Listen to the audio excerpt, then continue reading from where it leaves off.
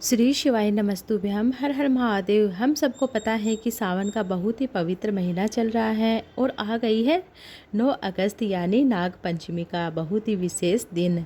अगर आपके घर में किसी प्रकार का दोष है, आपकी पूरी फैमिली हमेशा परेशान रहती है, अपने परिवार को लेकर आप चिंतित रहते हैं, तो यह वीडियो आपके लिए बहुत ही उपयोगी है, यूजफुल है। बस आपको आस्तिक मुनि के नाम से एक छोटा सा उपाय करना है, एक छोटा सा कार्य करना है, जो कि पूज्य गुरुजी परम पूज्य पंडित प्रदीप मिश्रा जी की कथाओं से लिए गए हैं। उन्हीं से सुनकर मैं आपको बताने जा रही हूँ, तो आप उसे ध्यान से सुनिएगा। आस्तिक मुनि का जो उपाय है ये हम सिर्फ नाग पंचमी में कर सकते हैं। सावन की जो पंचमी आती है, चाहे शुक्ल पक्ष की हो चाहे कृष्ण पक्ष की हो, इन दोनों पंचमियों में ही कर सकते हैं, किसी भी तिथि पे नहीं कर सकते। बहुत ही ध्यान से सुनिएगा, करने की कोशिश भी करिएगा। आप इस पत्ते को, आपको जैसे समी पत्ता है, इस पत्ते को आप पहचान रहे होंगे, ये समी पत्ता है, स्क्रीन पर दिख रहा है। समी का पत्ता कौन सा पत्ता है? एक पत्ता आपको लेना है, समी का पूर्ण पत्ता होना चाहिए। बहुत सारी मेरी बहनें, मेरे बहुत सारे भाई परेशान होते हैं, भैया समी का पत्ता हमारे पास नहीं है, हम क्या करें? अगर आपके पास समी का पत्ता नहीं है तो आप उसकी जगह एक चावल का दाना भी ले सकते हैं, इसमें कोई दिक्कत की बात नहीं है। पर हो सके तो आप समी का पत्ता ही लीजिए। अगर शिवलिंग पर भी चढ़ा हुआ है तो वह भी आप धोकर ले सकते हैं, किसी न किसी स्वरूप में आपको बहुत ही यूजफुल लगेगा। इसके अलावा कुछ भी नहीं लेना है तो आपको क्या करना है, फिर एक तांबे का लोटा जल लेकर उसके अंदर जल भरिए। ध्यान से सुनिएगा, जल के अंदर आपको समी के पत्ते नहीं डालना है, लेकिन इसके अंदर आपको घर में जो गंगा जल रखा है वह आप 2-4 बूंद डाल सकते हैं। इस कलश को उठाइए, समी के पत्ते को लीजिए और सीधे पहुंच जाइए अपने शिवालय में, महादेव के मंदिर में। कोशिश करिएगा इस उपाय को महादेव के मंदिर में ही करें। चाहे तो आपके पास छोटा शिवलिंग है तो घर पे भी कर सकते हैं, परंतु हो सके जहाँ तक आप मतलब शिवालय में ही जाकर करें। सुबह से लेकर शाम तक कभी भी इस उपाय को कर सकते हैं, सुबह दोपहर शाम को जैसे भी आपको टाइम मिलता है उसके अनुसार आप कर सकते हैं। शिवलिंग के ऊपर विराजमान यहाँ आपके पास में कोई भी मतलब जो भी मंदिर है वहाँ पर आपको करना है। आपको मैंने एक समी का पत्ता दिखाया है, एक समी के पत्ते को आप चाहो तो आप माता अशोक सुंदरी के स्थान पर समर्पित कर सकते हो, चाहो आप महादेव के शिवलिंग पर, दोनों जगह आप कहीं पर भी समर्पित कर सकते हो। समी के पत्र को समर्पित करने के बाद जो मैंने आपको जल दिखाया, तांबे का लोटा आपको अर्पित कर देना है। श्री शिवाय नमस्तुभ्यम मंत्र बोलते हुए जल उसी समी के पत्ते के ऊपर आपको आस्तिक मुनि के नाम से आपको यह जल अर्पित कर देना है। आस्तिक मुनि के नाम से उस जल के, उस समी के पत्ते के ऊपर जल अर्पित करना है। यही बहता हुआ जल जलाधारी से नीचे गिरता है। इस जल को आप थोड़ा सा झेल लीजिए अपने किसी भी पात्र में। जिस समी के पत्ते के ऊपर आपने जल चढ़ाया है उसी समी के पत्ते के ऊपर जो जल जा रहा है उसको आपको झेलना है। इस बचे हुए जल को आप अपने मतलब इस तरह से आपको यह जल झेलकर, जैसे आप घर के मनी प्लांट पे, घर के गार्डन में, या आप मतलब घर के गेट के आसपास भी इसे छिटन कर सकते हैं, सिंचन कर सकते हैं। और यह समी का पत्ता आस्तिक मुनि का नाम लेकर आपको वहाँ से ले लेना है। आज के दिन आपको कहीं पर भी गड्ढा नहीं खोदना है, उसी मतलब कहीं पर भी नुकीली वस्तु का यूज नहीं करना चाहिए नागपंचमी के दिन, ऐसा बताया जाता है। तो आस्तिक मुनि के नाम से, किसके नाम से आपको करना है? आस्तिक मुनि के नाम से। आस्तिक मुनि में जैसे जया, विसरा, शामली, वारी, दोतली, देवादिदेव महादेव की इन 5 पुत्रियों का भाव रहता है।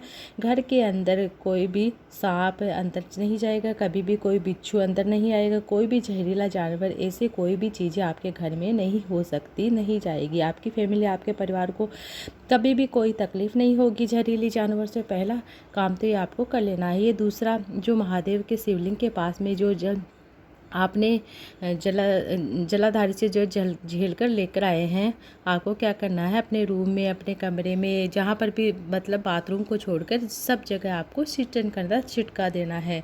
नाग पंचमी के दिन आप यह उपाय अवश्य करिएगा। यह बहुत ही सरल सा उपाय है और यह साल भर में सिर्फ 1 बार 2 बार आपको अवसर मिलता है। 2 बार कब? सावन के महीने में भी दोनों पंचमी के दिन आपको यह अवसर मिलता है नाग पंचमी में करना, और वो भी आस्तिक मुनि के नाम से करना है। आज तो विशेष तिथि है नाग पंचमी, तो इसका बहुत ही महत्व होता है। पूज्य गुरु जी की तो करी ठीक तो पहले उपाय हमने आपको बता दिया है। आगे बढ़ते इस वीडियो में हम लोग अपने दूसरे उपाय की तरफ जाते हैं। आपको दूध से करना है। अब नाग पंचमी का दिन है, दूध का उपाय आपको अवश्य करना चाहिए। ऐसा नहीं हो सकता। दूसरे उपाय की बात कर लेते हैं। सबसे पहले आपको इस तरह से जान लीजिए आपको क्या करना है। अगर आपके पास कुछ भी नहीं है, कोई व्यक्ति घर में आपका बीमार पड़ा है, उसकी बीमारी ठीक नहीं हो रही है, बहुत दिनों से परेशान चल रहा है, तो आप इस उपाय को करके मतलब इस तरह से कर सकते हैं। आपको दूध लेना है। आपको किसी भी तरीके से गौ माता का कच्चा दूध लेना है, चाहे आपको 2-4 बूंदी मिल जाए, एक छोटी चम्मच ही मिल जाए, आपको गाय का दूध लेना है। और कोई ना दूध नहीं ठीक से लिया तो उसके बाद आपको एक पुष्प ले लेना है। पुष्प में कोई मतलब कनेर का पुष्प ले सकते हैं। पीला कनेर का जो पुष्प बहुत ही अत्यधिक उपयोगी है, बहुत ही कारगर है। हमें कौन सा लेना है? पीला कनेर का पुष्प लेना है।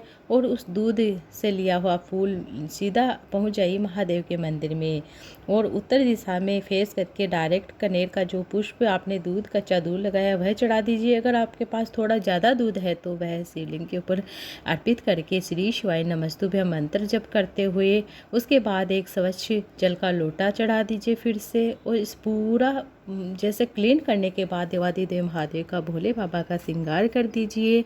और आज के दिन कनेर के पुष्प को आप अवश्य चढ़ाइए। अशोक सुंदरी को टच कराते हुए, गणेश जी कार्तिकेय भगवान को टच कराते हुए, माता जगजननी माता पार्वती के हस्त कमल को टच कराते हुए, और जो मतलब जया विसरा सांवली वारी दोतली देव इनका स्थान है वहाँ पर आपको टच कराते हुए शिवलिंग पर अर्पित कर देना। धीरे धीरे कुंदकेश्वर महादेव का नाम लेते हुए कुंदकेश्वर महादेव के नाम से चढ़ा दीजिए। साथ ही साथ जो व्यक्ति आपके घर में बीमार है उस व्यक्ति का नाम और गोत्र बोलकर इतना करने के बाद जो आपके पास में एक लोटा जल है वह आप चढ़ा सकते हैं, या थोड़ा सा अपने हाथ के हथेली में लेकर चढ़ा सकते हैं। आस्तिक मुनि के नाम से सिर्फ उसी कनेर के फूल के ऊपर समर्पित करना है। जिस व्यक्ति का नाम और गोत्र मतलब जो बीमार है उसका नाम और गोत्र बोल दीजिए। उस व्यक्ति को जो बीमारी होगी, तकलीफ होगी, वह जल्दी धीरे धीरे ख़त्म होने लगेगी। आपको पता है कि नाग पंचमी का अवसर है। आस्तिक मुनि के नाम से उपाय करने से हमारे जीवन में जो भी कष्ट, संकट, पीड़ाएं हमेशा के लिए ख़त्म हो जाएगी। तो आपको ये 2 उपाय कर लेने हैं। बहुत ही सरल से आसान से उपाय है। बढ़ते तीसरे उपाय की ओर, जो कि आपको नाग पंचमी के अवसर पर अवश्य करना चाहिए। कैसे? लेकिन इससे पहले जल्दी से मेरे वीडियो को लाइक और शेयर कर दीजिएगा। अगर अभी तक आपने मेरे चैनल को सब्सक्राइब नहीं किया तो सब्सक्राइब कर लीजिएगा।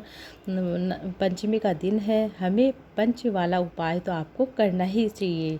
पंच देवता वाला उपाय है तो किस तरह से करना जान लीजिए। आपको मैं दिखा रही हूँ। बेलपत्र है।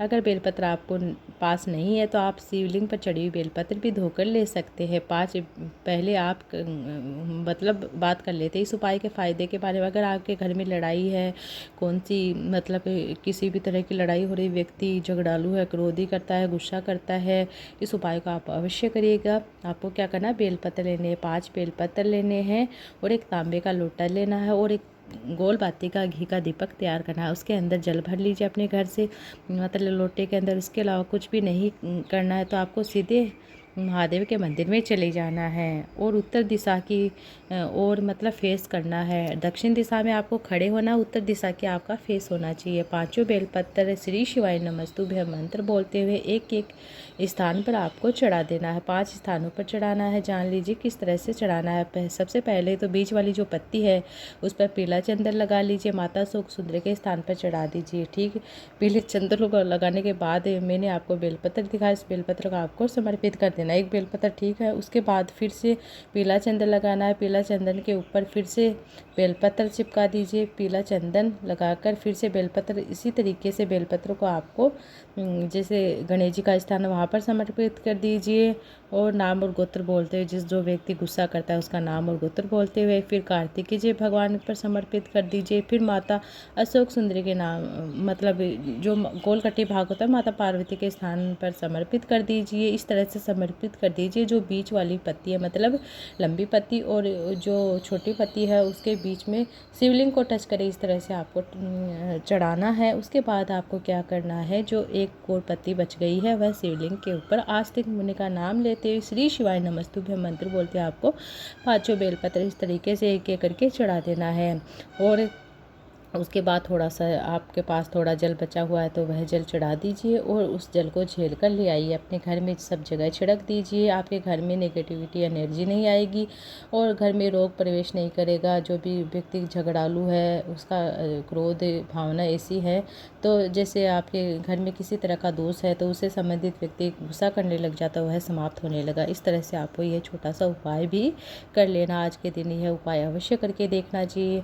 किसी भी तरह की कोई परेशानी होती है तो हमें कोई ना कोई स्वरूप में जो भी कार्य कर लेते हैं उसका फल हमें मिलता ही है। 5 बेलपत्र कहीं से भी कटी फटी नहीं होनी चाहिए, इस बात का आपको ध्यान रखना है।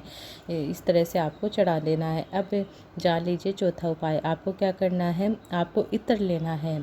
और जैसे कोई व्यक्ति बहुत ज़्यादा बीमार है, वह जांच के लिए जा रहा है, तो सबसे पहले आप फिलहाल की कथा में गुरुजी ने बताया आपको क्या करना है। 3 जगह पर इत्र लगाना है, सुगंधित पुष्प लगाना है। जान लीजिए आपको किन जगह पर लगाना है। जो शिवलिंग पूरा शिवलिंग है उसके मतलब बीच का जो बिंदु है जहाँ आप त्रिपुण लगाते हैं वहाँ पर आपको थोड़ा सा इत्र लगाना है। जैसे आप 3 अंगुलियों में भी इत्र लगाकर त्रिपुण की तरह लगा सकते हैं। उसके बाद आपको दूसरा जो स्थान है शिवलिंग विराजमान होता है और माता अशोक सुंदरी का जो स्थान है उसके बीच में जो खाली जगह बच जाती है वहाँ पर आपको इत्र लगाना है। और फिर आपको क्या करना है, जो जहाँ से जल नीचे बहकर गिरता है उत्तर दिशा की ओर जो अंतिम बिंदु होता है वहाँ पर आपको जल मतलब इत्र लगाना है। अपने हाथ की अंगुली के लगाकर आपको इत्र इस तरह से लगा देना है। उस व्यक्ति का मन में चिंतन कर लीजिए। जो व्यक्ति बहुत ज़्यादा बीमार है, अगर व्यक्ति वह आ सकता है तो वह खुद कर सकता है, नहीं आप भी उसके नाम और गोत्र से कर सकते हैं। इस तरह से आपको बहुत ही सरल सा छोटा सा उपाय कर लेना है। श्री शिवाय नमस्तुभ्यम। हर हर महादेव।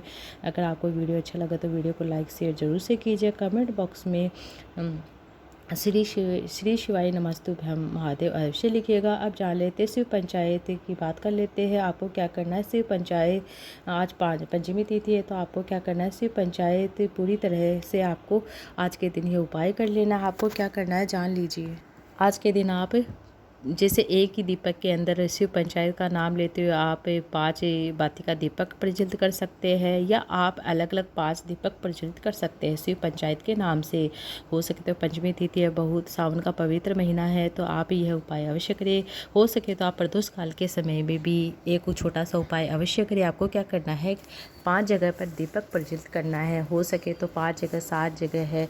हो सके तो आप जैसे ऐसा नहीं कर पाते हैं तो कम से कम आप एक जगह तो दीप अवश्य दान करें। तुलसी क्यारी में कर सकते हैं, घर के मंदिर में कर सकते हैं, अपने दरवाजे के आसपास कर सकते हैं, मंदिर में शिवालय में कर सकते हैं, कोई भी मंदिर में कर सकते हैं, बेलपत्र के नीचे कर सकते हैं दीपदान। आप पीपल के वृक्ष के नीचे कर सकते हैं। शुक्रवार का दिन है, लक्ष्मी वहाँ पर विराजमान होती है तो आप आज शुक्रवार के दिन पीपल के वृक्ष के नीचे अवश्य वहाँ पर एक घी का दीपक अवश्य लगाइए माता के निमित्त। इस तरह से आपको 5 जगह दीपक अवश्य लगाना चाहिए। पंचमी तिथि सावन का पवित्र महीना, 72 सालों के बाद हमें ऐसा सावन मिला है जिसकी शुरुआत और अंत सोमवार के दिन से हो रही है। श्री शिवाय नमस्तुभ्यम। हर हर महादेव।